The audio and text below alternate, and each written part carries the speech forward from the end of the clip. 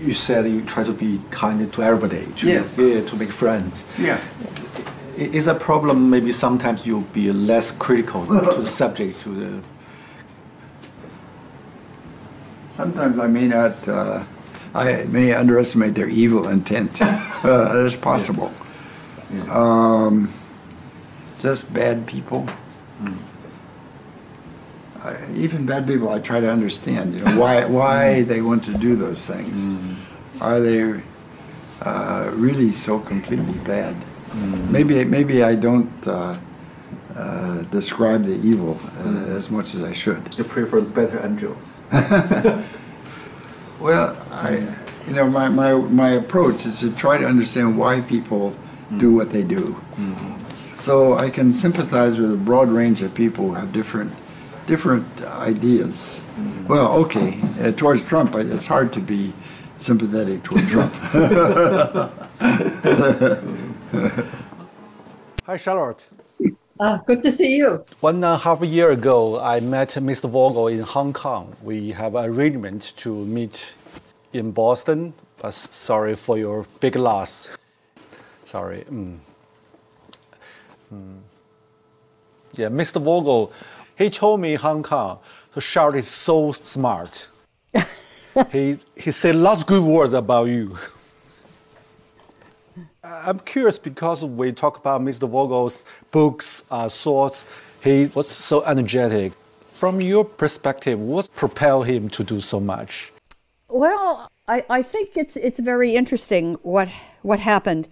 He was, according to him, I wasn't there, but he achieved very well. He went through high school in 3 years. He went through college in 3 years. He took courses during the summer. I mean, he had his master's degree, I think, at 20, something like that. But he didn't have to kill himself. He was a good scholar. It was relatively easy. He could lead a fuller life. And I think what might have kind of kicked him into high gear was when he came back from Japan, he had a job offer from Columbia. And so he and his wife decided sell the house and, think about moving to New York. So he came up to Harvard, so went through the process of selling the house and dropped in on one of his former professors, John Pelzel. And they chatted. And it turned out that Harvard and actually several other major universities around the country had just been given the mission to develop a whole new generation of China scholars. We had just gone through the McCarthy period of purging. Purging is probably too strong a word, but casting suspicion on a lot of older scholars who had studied China. Maybe they were communist leaning. And so once that was over, there was a decision made to start generating a whole new cohort of scholars to study China. And Pelzel said to Ezra, would you like to do China? Ezra had never taken a China course, didn't speak Chinese. Chinese is nothing like Japanese. I mean, a lot of Americans think, you just go from one to the other. I mean, as you know, they are totally different. And Ezra said, wow, China. He said he might be interested. So Pelzel got on the phone, called Fairbank and said, Ezra might be interested in this. This is all happening in the space of a long weekend. So Fairbank came over. He thought Ezra was a good candidate, and Ezra had to explain, actually, I have to tell Columbia by the end of this weekend whether or not I'm going to accept that job. So they said, okay, you can have the Harvard job. And I think that was when he really started to feel burdened, that he was going to have to really work like mad to justify that appointment. I mean, he was so glad to have the opportunity to be involved in a great change. And he was panicked about having to appear as a China expert on the basis of a 3-year fellowship out of the blue. You know, it was this constant need to prove himself worthy of that trust that kept him going. I mean, we knew he was a workaholic. Who doesn't know that? He was just very, very conscientious.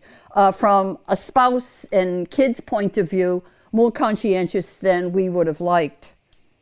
And this was shortly after Ezra had died. And all kinds of people were saying, you know, how much Ezra meant to him. I mean, professional people, former students, people who had been fellows at Harvard, this kind of thing, who had just met him. And so I asked the kids, how do you feel when you hear all of these people praising your father? And I didn't even give them a chance to answer. I said, I'll tell you how I feel. I feel annoyed. And they burst out laughing because they felt exactly the same way. Why is he giving all of these people all of this time when we feel he's giving them our time? Yeah. 好了。Okay. Thank you. Do you visit Japan often, or Often. You do. Yeah. Whereabouts in Japan do you go? Tokyo, Kyoto, Kokushima, Okinawa, many places. Because we are doing a documentary about Japan history, about the Meiji Restoration. Oh, you're doing a documentary? Yeah. So I interviewed many people there. Oh. I also went to some very old hotel. I mean, the Taisho period and the late Meiji period. A small house. They told me when the early 20th century, some Chinese students stay here. Oh. So you have a very interesting job. Which university do you visit? Which university? When you talk about your career, it seems very rational, something very practical. What's your irrational part? My irrational part? My desk is a little bit of a mess. I'm not organized, and my old papers are a terrible mess. And my wife keeps telling me, clean up your mess. She's a very good wife for me because she's smart, she understands, but she treats me like an ordinary person. She doesn't treat me like a famous person. What does the fame mean to you? I mean, 1979, especially that year, suddenly you become so famous in those Actually, it turned out to be kind of fun because I was famous. I met all kinds of interesting people. But the first time I became famous, I was 49. It was too late to change. You wish it happened in 29? No. It's better it didn't happen because then I might be a different person.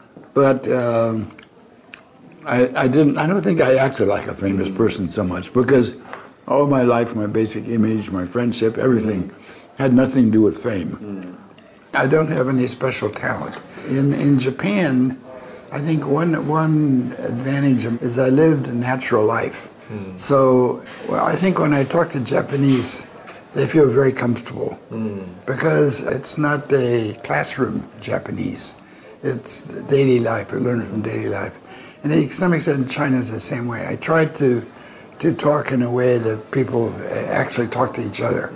So it was not always the best classroom language, and maybe some mistakes, but it communicates and you're wrenching more.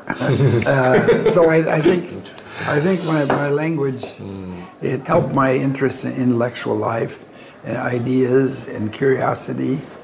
For example, I would be with a bunch of Japanese men in the evening at a bar. こういうこと考えるかなと。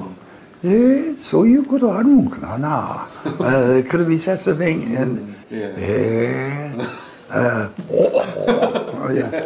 It's kind of a questioning style, and in a way, it's more modest. They watch, what the other person says and thinks very carefully, so they don't make a mistake. Chinese are way more straightforward.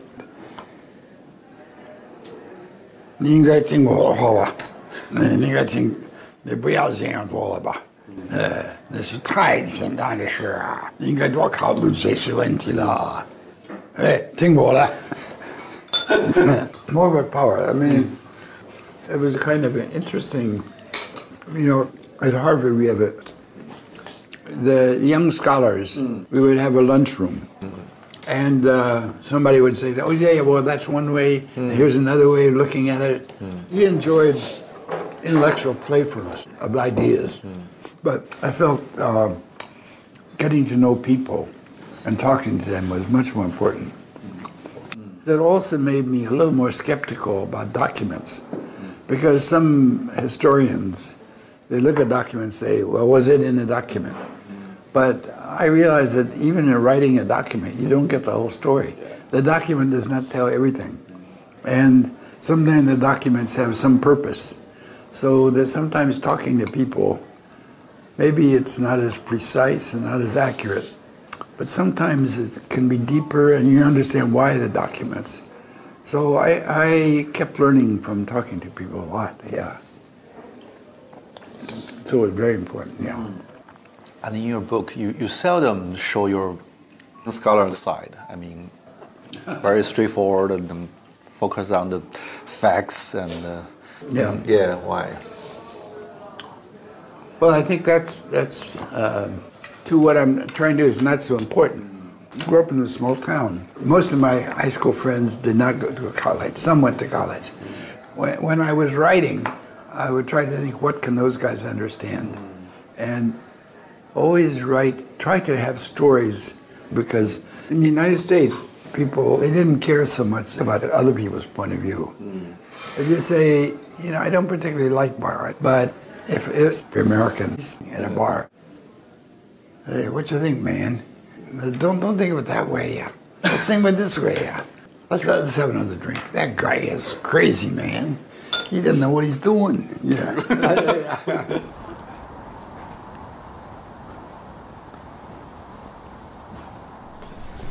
哎，对，当时是在这儿吗？我放。没上班，为什么带人喜欢锁门呢？真是不明白。傅高义先生来的时候，办公室应该是在这个吗？哦，这是傅高义住的地方。那我们去网球场那边走走呗。对。傅先生讲他住的那个楼的特征，大概就是这一片。这里。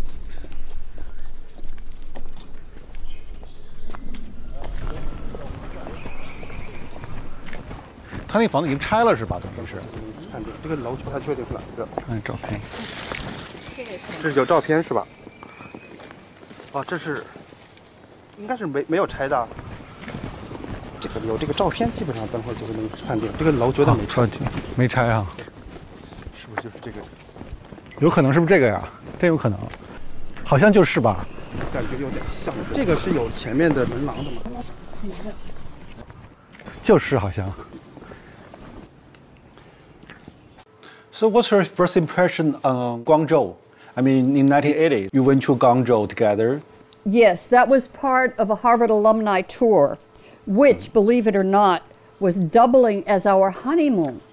We had gotten married only a month earlier, and he thought this would be so exciting. We could spend our honeymoon in China, but it seemed very tense.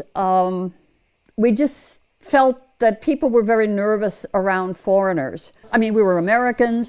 We had only recently established diplomatic relations. So I just think, nobody quite knew how friendly they should be.